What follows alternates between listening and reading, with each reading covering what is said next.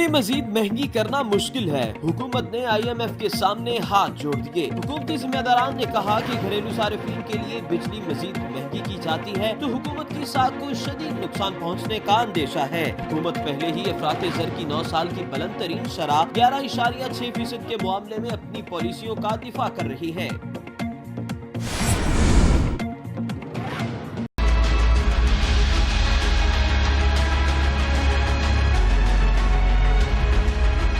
कराची में चीन से आए 5 अफराद से कोरोना वायरस फैलने का खदशा। सिंध हुकूमती जराये के मुताबिक सूबाई महकमा सेहत ने कोरोना वायरस के हवाले से आलमी इदारा सेहत की नई हिदायत के बाद सिंध बिलखुसूस कराची में सख्त मॉनिटरिंग का फैसला कर लिया है।